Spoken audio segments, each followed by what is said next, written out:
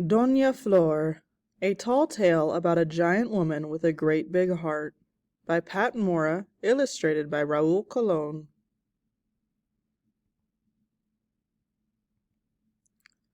Doña Flor, a tall tale about a giant woman with a great big heart, by Pat Mora, illustrated by Raul Colon.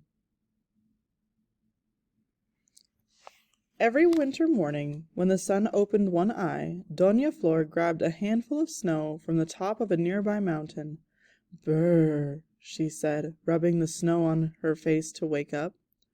Long, long ago, when Flor was a baby, her mother sang to her in a voice sweet as river music. When Flor's mother sang to her corn plants, they grew tall as trees, and when she sang to her baby, her sweet flower, well, Flor grew and grew too. Some children laughed at her because she was different. "Mira, look, Bigfoot," they called when she walked by. "Flor talks funny," they whispered, because Flor spoke to butterflies and grasshoppers. She spoke every language, even Rattler. But soon Flor's friends and neighbors asked her for help. Children late for school asked, "Por favor, Flor, could you give us a ride?" She took just one of her big giant steps and was at the school door. Of course, the escuela shook and the windows rattled. When Flor finally stopped growing, she built her own house, una casa, big as a mountain and open as a canyon. She scooped a handful of dirt and made herself a valley for mixing clay, straw, and water. She added some estrellas. The stars made the adobe shine. When she worked, Flor sang, and birds came and built nests in her hair. Flor wanted everyone to feel at home in her house. "Mi casa es su casa," she said to people, animals, and plants. So they knew they were always welcome. Everyone called her Doña Flor because they respected her. No one needed an alarm clock in Doña Flor's pueblo. When her hands, white as plates, started patting tortillas, everyone in the village woke up. So her neighbors would have plenty to eat. She stacked her tortillas on the huge rock table in front of her house. Flor's tortillas were the biggest, bestest tortillas in the whole wide world. People used the extra ones as roofs.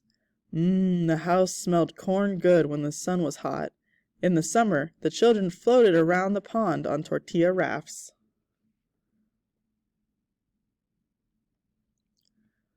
One warm spring day, while a family of lizards swept her house, Doña Flor brought out her stack of fresh tortillas.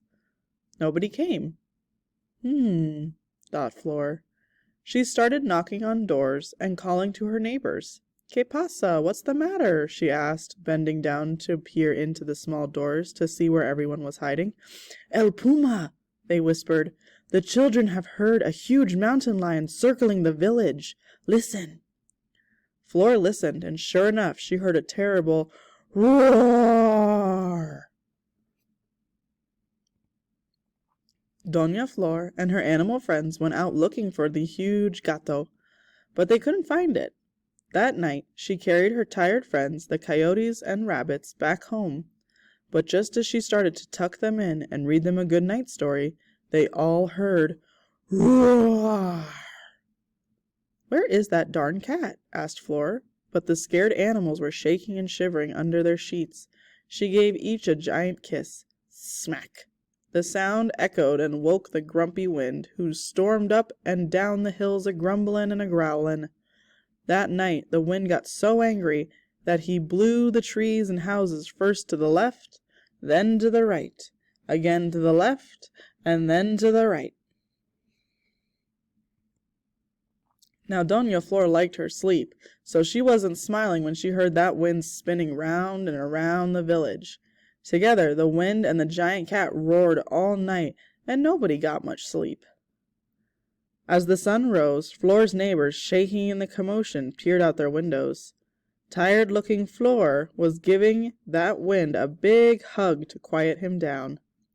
Then she started her morning chores. Doña Flor had work to do, but first she looked around the village. Where were her neighbors? Then she heard, "Roar! Roar!" Flor stomped off to find that puma, and that was bothering her amigos.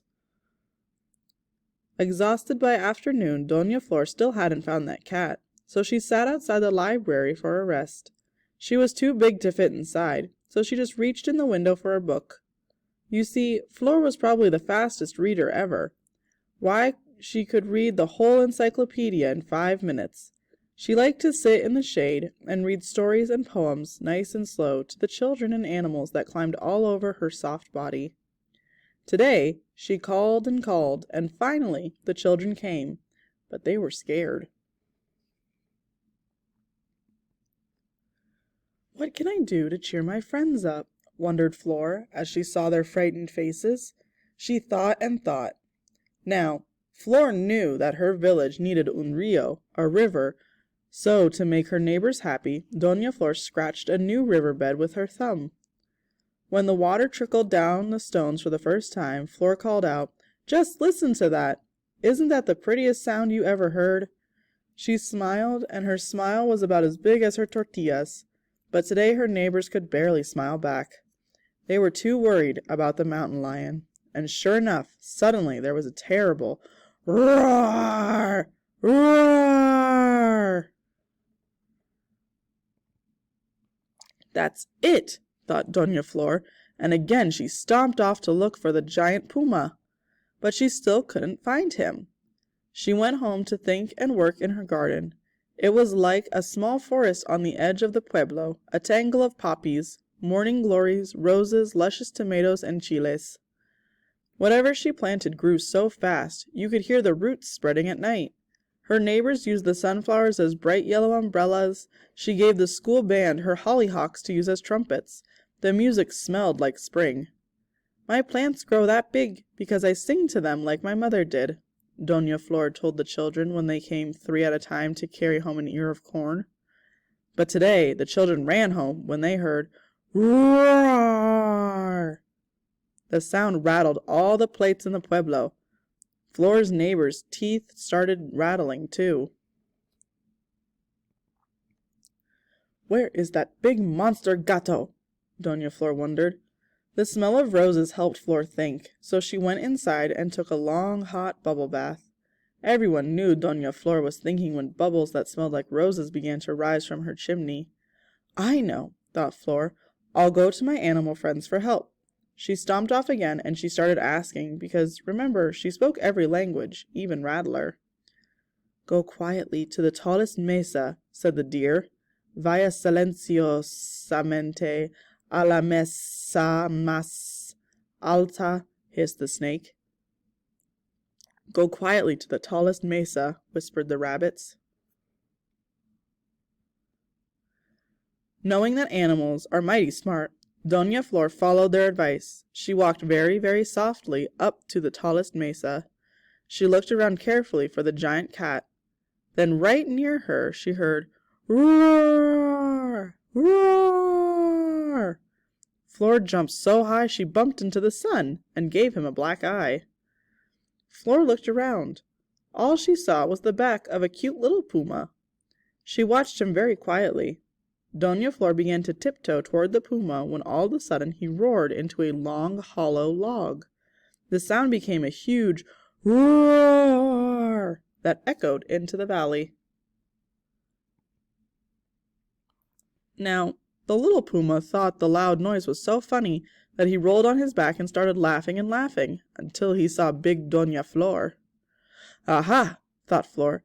"Are you the chico who's causing all the trouble?" she asked. The little puma tried to look very fierce. His eyes sizzled with angry sparks. He opened his mouth wide, and his teeth glinted. He roared his meanest roar. "Roar!" he growled. But without the log, the growl wasn't really very fierce. Doña Flor just smiled at the brave cat and said, "Why, you're just a kitten to me, Pumito." And she bent down and scratched that puma behind the ears. She whispered to him in cat talk until that cat began to purr and purr. Pumito began to lick Flor's face with his wet tongue. Suddenly, Flor heard a new noise. "Doña Flor! ¿Dónde está? Where are you?" called her worried neighbors. Even though they were frightened, they all had come out holding hands looking for her. "Meet my new amigo," said Doña Flor, smiling at her thoughtful neighbors. That evening, Flor plucked a star as she always did and plunked it onto the tallest tree so her friends in the pueblo could find their way home. She plucked una estrella to put above her door too. Even the stars could hear Doña Flor humming.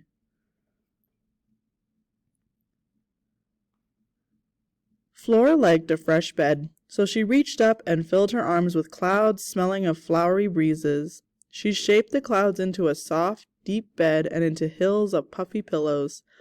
Said Flor as she snuggled into the clouds. "Tonight I'm very tired after my adventure with the giant cat, right, Pumito?" chuckled Doña Flor. All the animals snuggled down with her, and Pumito stretched out over her big toes.